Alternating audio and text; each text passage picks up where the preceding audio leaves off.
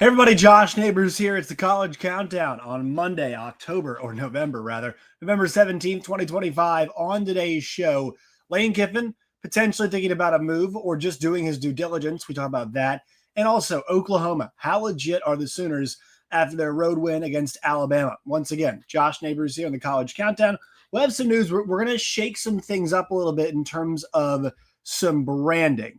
So let you all know about that as the week goes along. We got some news on that today. It's exciting stuff. We're going to promote the show a bit more as well. We're going to put it under the label. So 365 College Sports or 365 Sports College Countdown is what it's going to be called moving forward. So very excited about that. We'll have some more on that later on. Follow us on Twitter. Show is at CC Podcast JN. I'm at Josh Neighbors _. You guys can find the show wherever you get your podcasts. And we are on YouTube as well. And then at CC Podcast JN, as mentioned, at Josh Neighbors _ at Jack Allen TV for our buddy Jack Allen, who will be on the show on Wednesday. I'm sure he'll have much to say about the LSU and Lane Kiffin situation. Please like the video, subscribe to the channel, leave your comments. They always give us inspiration for what we want to do with our show. And we are getting some news. Actually, now it's coming out that we're getting. James Franklin is going to be hired by Virginia Tech. Pete Thamel, 3:00. So this was coming for a while. We'll get to that in a little bit, but I want some more time on that just because as somebody, actually, I'm wearing my Virginia Tech shirt today. So as somebody who grew up a Hokies fan, it'll be nice to have a little bit of a conversation about that. But really want to talk about the rumors that we're getting. Well, not rumors, the reports actually, about one Lane Kiffin. So Lane Kiffin, the head coach at Ole Miss, is beginning to kind of pursue his options. Now, Ole Miss is looking for clarity on this situation, according to Pete Nakos over at On3. They want it by the end of the week. That's what they told Chris Lowe and Brett McMurphy, as well as Pete Nakos. The sixth-year head coach has Ole Miss on the precipice of the college football playoff. First one in program history, obviously. Sources told On3 that the Ole Miss athletic director, Keith Carter, is seeking an answer from Kiffin about his future ahead of the Egg Bowl game, so that's next week. Kiffin has become the most popular name in coaching carousel with LSU and Florida, courting him as the top target. This deadline seems to be an arbitrary deadline, but NACO says if Kiffin misses the deadline, sources have raised questions about what ramifications could there be. Could he coach Ole Miss in the Egg Bowl or even the college football playoff? Those questions are unanswered. I can't add. This could end up being one of the best seasons, or maybe the best season in the history of Ole Miss football. I don't think they're going to have someone else take that. I cannot see them taking the reins. I understand the sentiment from Keith Carter. I understand that when you've got I said this last week about ADs and coaches setting a hard line.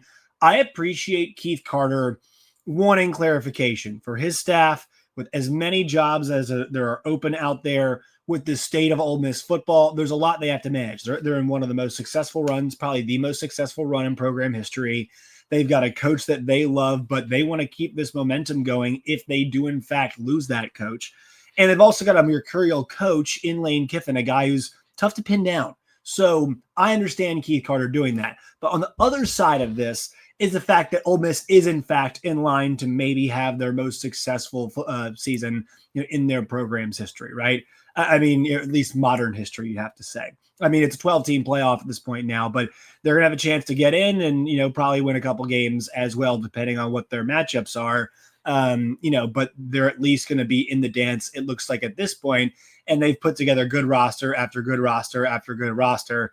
And so I don't think Keith Carter would want to undercut that just for the fan base. I think it'd be bad practice. And also I think it's bad business and bad practice. I think kind of both of those things. So I don't think that's a likely situation. On the Kiffin side of things, there's talks about there's reports now about how his ex-wife is gone and checked out both Gainesville and checked out Baton Rouge. Now, that does not mean anything. I think that's Lane doing his due diligence. I think he'd be dumb because he's got as much leverage as any coach in any cycle. I'd say that the top two leverage guys were Franklin and Kiffin, because Franklin was available and obviously had multiple suitors that were pursuing him. So, he kind of had the pick, at least the schools that wanted him to pick there of those. And Kiffin's got a good chance to, pick between Ole Miss, which he's turned into a really good spot with how much investment they made in him and the roster. Florida, which we know the potential of that job, and also LSU, and we know the potential of that job. Now, for him, I've said this before and I'll say this again. Like, I don't know if he can win a championship at Ole Miss. We're still seeing these schools have to unseat the Ohio States, the Notre Dames. Notre Dame was the championship last year, but you're still having to unseat those schools. We have yet to see, we've seen teams make it far in playoffs, but still, your champions have been Michigan, Ohio State, Georgia, Alabama, LSU in recent years. Those have been the teams that have been collecting the hardware as of late. And so because, Clemson showed that it's possible, but we don't know that. At LSU, we know it's possible. We know a lot of different coaches can win. We know that a Lane Kiffin can win a Nick Saban can win a championship. We know a Les Miles can win a championship. We know that a Ed Orgeron can win a championship. And I'm a firm believer that if they gave Brian Kelly all 10 years of his contract, even with as bad as it is right now, you'd probably just walk into a championship because the way things are going right now, that's just kind of the way it is. It's that you have a chance to win, right? You have a chance to win there in cycles. Sorry, text people are blowing up my phone about all the news that's happening right now. But yeah, I think for Kiffin, you got to think about that job. And we know Florida with the athletes that they have, the investment, the obviously tradition there too. It's possible to win. I think the LSU job is a better job than Florida in general. I think LSU's job might be the best job in college football, just because we've seen the variety of coaches win championships there. I always say Baylor is a job you can win at because we saw Art Briles win 10 plus games. We saw Matt Rule win 10 plus games, and we saw Dave Aranda win 10 plus games. Well, this is that on steroids. We've seen multiple different coaches win championships. And then, two of those three end up getting fired as well too. So the standard there is very high. The comfort level for him at Ole Miss is great, but the thing is that the challenge is at these other places, right? There is the standard. He is creating a standard. There is a preset standard at these other places. Now, they were okay at Florida with being underneath that standard for a while because they got DJ Lagway. They're letting Billy Napier try to, live out his image, but kind of build what he had in mind. I appreciated that, but they had enough of that. And it's time to flip, and they want to go big game hunting. I'm on board. I'm on board with that. Totally on board with that. So yeah, I think that makes a lot of sense for Florida to go after Kiffin here. I'm just wondering that the infrastructure currently at LSU is not strong enough to support a Lane Kiffin, because if he's wonky and the structure's not good right now, then I think they need a calming force. I know it wasn't as bad at Texas when Sark took the job, but Sark really took a job that it seemed nobody could settle down. All the cooks in the kitchen, and Sark came in and just kind of was good. It was yeah, man, I learned from Coach Saban. I fixed my own personal mistakes, and I know how to manage situations like that. It was good to do it. I don't know if Kiffin's that guy. And so you kind of wonder about how up and down it would be, especially in the beginning with the way things are. Now, I think the good news is that in the beginning it would be, because you'd think that the situation at LSU is going to get worked out.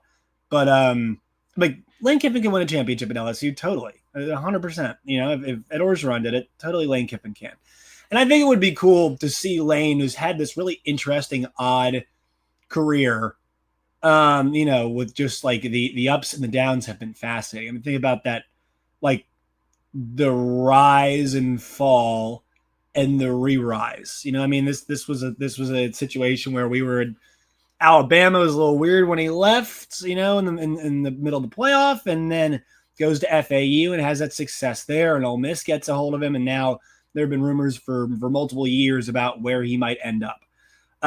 So I do think that, he's doing his due diligence, and look, he might get a raise out of this too. Just, why not take the offer and check it out? I think it's really important to do this. And I remember when, when I was growing up in the broadcasting business, like I just wanted to be on radio. And ultimately I am on radio now, and that's where I want to head. But the thing is that I was told is, and kind of learned, was really don't have a dream job, because you might find an opportunity that you like a lot if you keep saying yes that you might not thought of. You really might not have thought of it. And, like one of the most enjoyable things I did last year was public address for a basketball team, a high school team, the men's, women's. And, I wouldn't say that public address is my best skill, but, I had a fun time, and the folks there thought I did a good job, which was nice. And I really enjoyed that. And that's not something I had considered before. But, that's why I think you at least take the visit and hear what they have to say. And at worst, you get some more leverage. At best, you find a new home in a place that you might not have thought you wanted to go, right? But at least you can tell he's involving his family. He's taking the right steps, and nobody's going to be like in the dead of night he left. Now, I get it. If he leaves, Ole Miss fans are going to say things like, we gave you everything you wanted. We gave you, extension on extension on extension. You got us to where you wanted to go. Why would you leave? It's upsetting, but ultimately you can't. I mean, Florida and LSU are Florida and LSU. That's the end of the equation. So yeah, I think Lane's just doing his due diligence. I don't think he's being weird. Like, he's always kind of weird, but I don't think he's doing something extra or nefarious in this situation. And Keith Carter said, quote, "I'm going to be proactive with working out a deal with Lane and Jimmy," Carter told the Ole Miss Spirit in October. "I'd love to get something done like Indiana did with Kurt Cignetti before the silly season starts. We'll see. I believe Lane's happy here, but you never know what can happen with coaches." I think Keith Carter's got his pulse on this, and I don't know what the general thoughts about Keith Carter are at Ole Miss. I do know this. Is that they are in, once again, a period of unprecedented success in football. And they got a coach that they could really only dream of having. Basketball, they have got a coach. I mean, Chris Beard, who a few years ago I still think is one of the best coaches in college basketball. And I could not have imagined Ole Miss having that good of a coach at their university to lead that program. They're very fortunate to have him. And with both those things in mind, the fact that they've got both of those guys there shows what good job being done right now with the football and the basketball programs. And they're investing in the athletes on those programs as well. And so they're doing all the right things. And it's Keith Carter's department. I know it's not his money, but he's doing a good job, that athletic department. All right, we'll take a break. When we come back, we will talk about those Oklahoma Sooners who got a big win over the weekend. It's all coming up next, but first, a word from DraftKings. One play can change a season. One upset can silence a stadium. With every snap, the stakes get higher, and no one brings you closer to the action than DraftKings Sportsbook, the #1 sportsbook for live betting. From live betting to odds, boosts, and so much more, DraftKings Sportsbook has everything you need to stay in the action from kickoff to the final whistle. New customers, this one is for you. Bet just $5, and if your bet wins, you'll get paid out $300 in bonus bets instantly. Own every Saturday with DraftKings. Download the DraftKings Sportsbook app and use code NEIGHBORS. That's code NEIGHBORS to turn $5 into $300 in bonus bets if your bet wins. In partnership with DraftKings, the crown is yours. Gambling problem? Call 1-800-GAMBLER. In New York, call 877-8-HOPE-NY or text HOPE-NY 467-369. In Connecticut, help is available for problem gambling. Call 8887-897777 or visit ccpg.org. Please play responsibly. On behalf of Boot Hill Casino and Resort, Kansas. 21 plus age and eligibility varies by jurisdiction. Fees may apply in Illinois, void in Ontario. Bonus bets expire 7 days after issuance. See sportsbook.draftkings.com/promos. NFL Sunday ticket offer for new subscribers only and auto renews until canceled. Digital games and commercial use excluded. Restrictions apply. Additional NFL Sunday ticket terms at youtube.com/go/NFL Sunday ticket/terms. Limited time offer. I want to thank the folks at DraftKings for sponsoring the College Countdown. Let's talk about those Oklahoma Sooners. A win that to me was very surprising, a 23-21 win at Alabama. And I think if you follow the numbers as well, it looks like a surprising win. What I mean is this, is that 23-21 is your final score in this game. But if you look at these numbers, they got outgained 2-1. They were worse on third down. They didn't have any fourth downs. 11 more first downs the other way. Got beat, yards per play, per pass as well. And then also, the rushing games were both ineffective. The big key is this. 3 Alabama turnovers helped Oklahoma win this football game. And if you look on the scoring plays as well, Oklahoma has the interception. Eli Bowen has the interception for a touchdown.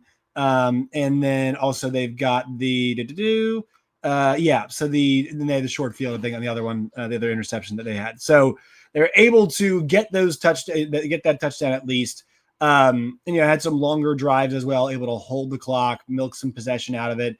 And then, punch it in. Like, I think we're at the point now where it's pretty clear John Mateer, and he might end up being better next year. I don't know, but John Mateer is either still hurt or kind of this is who he is, or he's having a tough time adjust. But never thought he was super, super special. And if you look at the way he's played during Southeastern Conference games, that has been the case. You look at him, against, Auburn, which was pretty good. It's a pretty good performance, probably his best one.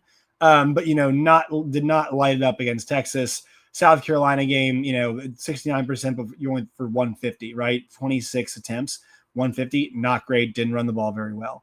The Ole Miss game, 55% passing. It's not lighting the world on fire, and 13 carries for 17 yards. And once again, it's not all his fault. But the next game, Tennessee won 33-27, but not 29 attempts for 159 and an interception. Not great. And then this past game, he was good enough in this contest as well. So he kind of is what he is at this point in time. And once again, not saying that he can't improve as the year goes along. I'd assume he's still dinged a bit as well. But this is a great job of, relying on your defense, because this is not a super explosive offense. Satania has been fantastic for them this year, but the running game, 2.6 yards per carry. This was not super dynamic. So it's great that they're 8-2, and this was the win they need. They are now back in the college football playoff conversation. But if you look at the state of their wins, I like that Michigan win. That's a strong win at home. The Auburn win is not as impressive as it looked at the time. And I thought both those teams were next tier teams.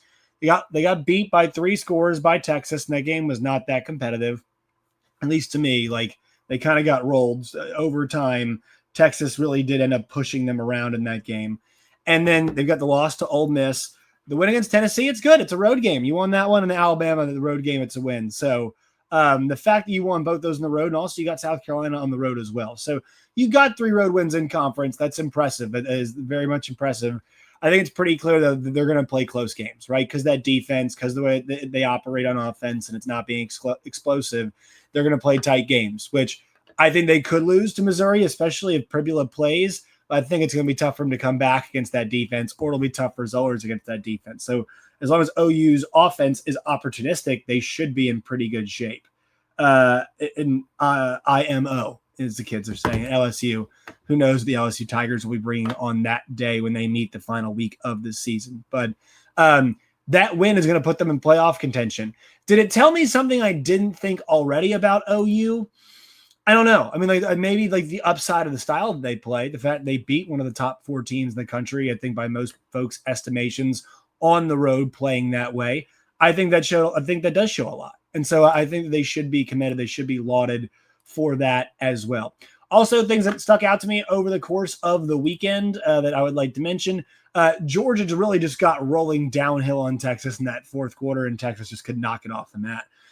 Their defense was exhausted, you could tell. And they paid for it. They made it close, but then once they got that touchdown to make it, I think 14-10, one-way traffic the other way, right? It was just totally out of control the other way, and that's what made it very unfortunate. I enjoyed watching DJ Lagway just chuck the ball as hard as he could everywhere. I actually thought it was entertaining. No, it's not great, but I did still think it was entertaining. And then Navy bumping South Florida. What a result there. And Navy now still in the fight in the American. Not sure about the CFP, but the big part of that game is that it really opens the door up now for the James Madison Dukes. Shout out to Harrisburg, Virginia, or Harrisonburg, I should say, Virginia, James Madison now with an opportunity, right? This clears the way. The American's been such an up and down proposition. 1 week in the season, hey, USF, great roster. They look like the group that's going to take control and get that G5 spot. And then all of a sudden, hey, Memphis catches them, so the Memphis Tigers have a chance. Well, they have the loss to UAB. They have another loss as well. North Texas is turned, but they got thumped by USF earlier in the year. So everybody's trading places right now. Everybody's trading places. I think the one thing that would be the worst, it'd be cool to have a service academy in the college football playoff. The problem is that we see whenever Army and Navy try and punch up above their weight class when they play Notre Dame, they just can't handle those athletes at that level. It just does not work out for them. So from an entertainment standpoint, it sucks, but it would be awesome to see. Don't say Josh hates the troops, but it would be awesome to see one of those schools in the CFP. I totally think that'd be a cool moment to see those programs make it to the promised land, make it to the 12-game CFP. All right, that will do it for me today. Next show will be with Jack Allen. Also, we'll talk about Virginia Tech and James Franklin tomorrow about the fit as well. We'll break that down. But James Franklin is heading there. Big question, Lane Kiffin, will he stay or will he go? And should he take those jobs? We'll talk about that more as the week goes along as well. Like the video, subscribe to the channel, at JoshNeighbors_ on Twitter, at CC Podcast JN. Like the show, sub to the channel, comment, all those things. And we'll talk to you all later this week.